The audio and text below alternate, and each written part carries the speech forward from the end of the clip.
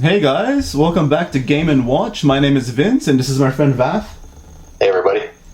So today, in celebration and in light of Final Fantasy VII Remake, we're actually going to play the classic Final Fantasy game once again. Final Fantasy VII from 1999, 95? 1997. 97, there you go. So guys, we're going to play a bit of the Final Fantasy VII from 1997, then we're going to go back to Final Fantasy VII Remake. Vath has some amazing stories to share about Final Fantasy VII and the things he, I guess, did and enjoyed when he was playing it growing up, so I'll pass it over to him. Thanks, man. Hey everybody. To be honest, I don't know if they're amazing, but yeah, this is a game that is very near and dear to my heart. So we're playing the original digital version on PS4, and then we're going to jump into the remake. So when I was about, I think, 14 years old in high school, my best friend had this game on PS1. And he had played through it, I think, once or twice before, but I hadn't. And so it was my first real foray into any kind of JRPG, and I think, man, I picked a good one. So just the story is very immersive. It draws you in immediately. For the time, the graphics were cutting edge. The soundtrack, the music is very emotional and really fits the mood, whether it's a happy mood, a really emotional mood, or even a kind of a scary mood.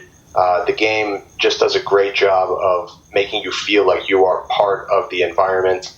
The battle system, in my experience as well, I've played a fair number of RPGs. The battle system is incredibly unique. I've never heard of any other game using a materia system where you essentially find these little magical orbs and they give you different magic and spells and support benefits. So, and then you can mix and match those as well, and they have sort of synergistic abilities too, which is really nice.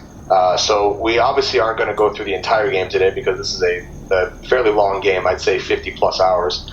And the idea is we are going to try and get through the first kind of, I guess, not even the first chapter, but the first part of the first chapter, which mirrors the same amount of the game as in the remake that we're going to play after. So this is kind of going to be a, how did the game look back in the original days, 1997, and how is the remake going to look today? Please keep in mind as well that the remake has a slightly different battle system. So while it is still an RPG with RPG mechanics, you're going to find, if you're a veteran of the original game like myself, you're going to find that the gameplay is modified. And let us know, do you like it better? Do you think they should have stuck with the original? We hope to hear from you guys. So we're going to go right into the first cutscene here. So what are your thoughts of the game? I mean, I know you finished it a couple of times, is that right? Yeah, so the first time, like I said, back around 2001 at my best friend's house on PS1. Classic, sitting on couch, playing it on a TV. And I think a year or two later, my cousin actually was visiting us from Minnesota when I was living in Chicago, and he left the PC version at my house. I don't remember whether it was intentionally or by accident or it was just fate. So I had to give it back to him, but before I did, he wasn't coming back down for a few months. He's like, just play through it. So, my dad had some old crappy Windows 98 PC back then, which barely ran the game, and I remember the frame rate was so slow, and I struggled through it, but I sat there, I started playing it on my own. I should add that I never finished the PS1 version at my best friend's house because I would only play that when I was with him, but on my PC at home, I got to go through the full game, and I did eventually finish it, and it was just a really memorable experience, very, very emotional. You really felt like you could align with these characters, understand their story, where they were coming from, and the battle system is just really fun as well. I think one of the hallmarks of an RPG is you feel like your efforts pay dividends because the more time you put into grinding or farming experience, the more your characters level up, the more experience you earn, the more skills you develop, and that in turn allows you to perform better in battles, continue leveling up, fighting higher level monsters. And this game does a good job of rewarding you for exploring and fighting more challenging bosses because you will often find really rare equipment or materia that you may not be able to find anywhere else in the game. So it's really clear that the developers made this game with a lot of love and a lot of attention to detail. Even the backgrounds, the subtle nuances in the music at certain places, and even the dialogue. The dialogue, while it is a serious game overall, there is a lot of comedy blended into the story. There's a lot of faux pas and a lot of moments where just misunderstandings and laughs. So, and it's often unexpected. It's the times you don't expect the game to be funny. Like in a serious moment, they might just have a one-liner in there or something that'll catch you off guard and it'll make you laugh. So they really did a good job in all aspects of this game. It's a really well-rounded title, and I think it's a real gem for anyone who hasn't played this before. You're in for a treat. I would highly recommend. And I think the great thing about it is I think it's available on all platforms now. So whether you own a Nintendo Switch, an Xbox One, PS4, they've released it digitally, or even PC. I know it's on Steam. Myself and Vince, I know we were lucky enough we both own Nintendo Switch, and we were both able to get the physical twin pack edition of Final Fantasy VII and 8 on a cartridge. It's only available in Japan, but we were both able to find a copy. So that's probably one of my most cherished video games that I own. What I find really interesting about the game is just the whole steampunk atmosphere. Like I remember when I first saw it, or at least where I first saw trailers of it anyway. I never really saw anything like that prior to it. Any video game that had that kind of art style that was just so alluring, And then I guess the 3D aspect of it was a bonus. But yeah, it was just mind blowing to see this kind of attention to detail back in 1997. Absolutely, and if you're somebody like me who's played through all the core Final Fantasies, I've played 1 through 10. I haven't finished 10 yet. I have it, but I've finished all the rest of them. And if you know the history of the franchise, 1 through 6 was a very pixelated, kind of like 16-bit art style at best. Several of them have been remade, not remade, but ported, I should say. Like the original 1, 2, 3, and 4 were originally ported to iOS years ago. I know 5 and 6 were also ported to iOS later, and also Game Boy Advance. And the art style is very primitive. Like it looks like a Game Boy style. While the story is great, the gameplay is great. But 7 was a complete jump. So if you look at 6 and then you look at 7, they're just completely different games. So I think what Vince is saying is right. At that time, in 1997, when this was released, this kind of open world style game was still pretty unheard of. It may not have.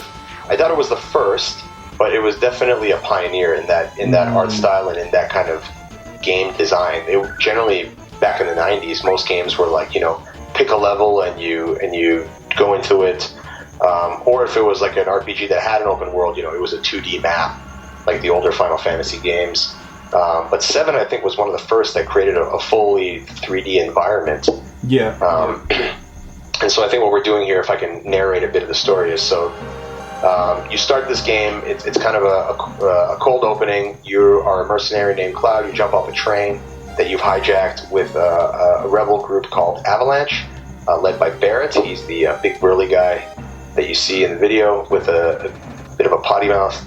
And the goal is to blow up this Mako reactor. Mako is the energy in the game. It's kind of like the life force. Think of like fossil fuels in real world sense. And these reactors are owned by Shinra Incorporated, which is a mega corporation that practically owns the city. The game, under no uncertain circumstances, kind of relays to you that the corporation is evil and they're quite politically powerful. And so your goal right now is to blow up this reactor to help the environment survive a bit longer, because they say that the Mako is being sucked up from the planet and it's sucking the planet dry. And so that's where we are right now. In case you haven't played this game, I imagine 90 to 95% of you know this story back to front, just like myself. But in case there are some of you who don't, that's what's happening right now. And the gameplay style you can see is so you have this character Cloud in the, shall we say, the overworld here, and battles are random, so you will never see any enemy sprites on screen. But when you trigger one, you kind of go into this battle screen here. And the game was not one of the first, but it was an early adopter of what's called ATB, Active Time Battle. So original RPGs like Final Fantasy 1 and 2, there was no time meter. It was simply, when it was your turn, you could take as long as you wanted to make your selection, and it was just kind of a rotating turn-by-turn basis. But I think starting with Final Fantasy IV, Square introduced the real-time battle system, which means that every second counts. So if you take too long, the enemy might be able to go first. Now, obviously, there are settings that will allow you to adjust that. I personally prefer to play on the wait setting because then it generally doesn't penalize you for taking a bit longer if you want to search for an item that's way down your list, especially later in the game when you have a lot of items and weapons and stuff. It doesn't really penalize you for that. But if you want to play with a bit more challenge, you can play on the active time mode, which means that time keeps ticking regardless of how long you take your actions, and enemies can attack you in that time. So if you're interested in a bit of an extra challenge, that's something you can do. So Vince is now making his way down the reactor to the ladder. Yeah, I mean, I remember the last time I was playing this, I actually got up to here with you. Yeah, that's right. I think several years ago before I had it on PS4. So yeah. After the PC, the PC version that I finished, I think my first year of high school, I think like we threw that PC away or my dad put it in storage or something. I never really used it again because it was incredibly slow, and the monitor was one of those old 90s CRTs that was like, it weighed like 10 kilos and it was very dark. You couldn't really see much on the screen, and in some parts of Final Fantasy VII the shading's a bit darker, so it made it next to impossible to see what I was doing.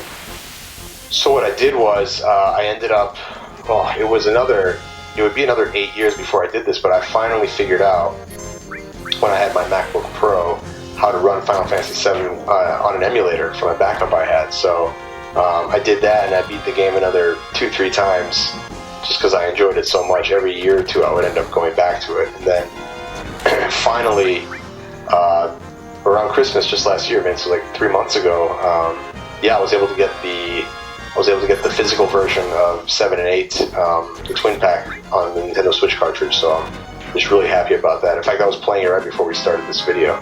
It's just the fact that you can just take it with you in the car or on the train or bus if I'm going to work.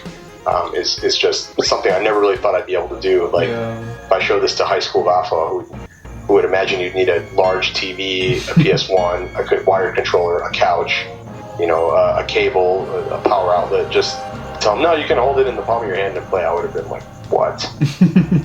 But it's just crazy how technology changes. But I'm really glad that, more than anything, the fan base of this game has, never given up on it, to the point where Square could tell that, the fans want this game, and so it released on a current gen console, a game from over 20 years ago. And I'm glad I held out for the physical version as well.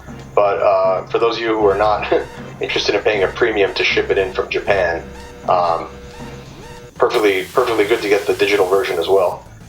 7, 8, 9, I'd recommend all of them, honestly. All the PS1 gen Final Fantasies were an excellent experience. I've played them all, and they are a lot of fun. Okay, but let's get back into what we're doing now. So right now Vince is fighting I believe it's called the Guard Scorpion. So we planted the charges on the Mako reactor. We got 10 minutes. Well, sorry, I'm getting ahead of myself here, but an enemy has dropped in to attack, and we are fighting it now.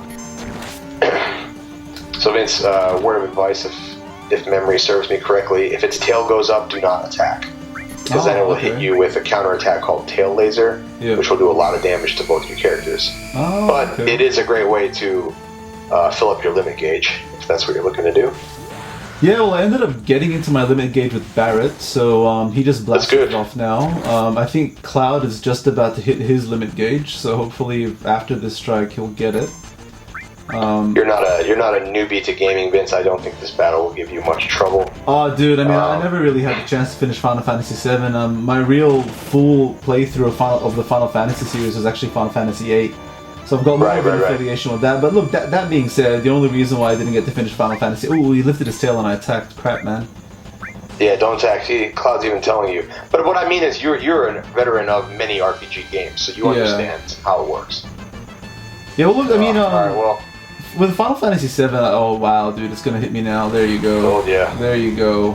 That's alright, you're still alive. Just heal up. Well, I've got my limit break now with Clouds. Hopefully I can use that and... Oh, no. Alright, dude. How many times did you hit him? Too much. Oh, man. I've got 2 limit breaks and I'm about to unleash. Well, this video was going well. Well, look, I unleashed... Or I'm about to unleash... Oh, no! No! Are you serious? Are you actually serious? Oh, come on. This is a great example of what not to do. Oh, dude, I think that's it. I think that no, it's not. No, it's not. Okay. Yeah, you're right. That's it for you. Listen to Vaf, guys. Listen to Vaf. He said, "Don't attack when the tail is up," and I absolutely lost. I mean, the game literally even told you as much. At least I got a trophy. At least I got a trophy. Achievement unlocked. What is it? The everybody's a winner trophy, or failure is an option, dude. I mean, I don't. I don't know how many people actually lose at that point of the game, but look, guys. I mean, look. Thanks for joining us. It's been fun. We're gonna see you again shortly when we put on Final Fantasy VII Remake, the demo. We'll be getting Final Fantasy VII Remake soon when it comes out. So when it does, we might do a couple of playthroughs with you guys as well, just to see what you guys think. I actually really enjoy playing games with Vaf because he just has a lot of good stories to tell, but he's also good at giving tips, as you can see. So I guess we'll end it for now, and we'll catch you guys soon. Stay with us. We'll see you soon, everybody. See you.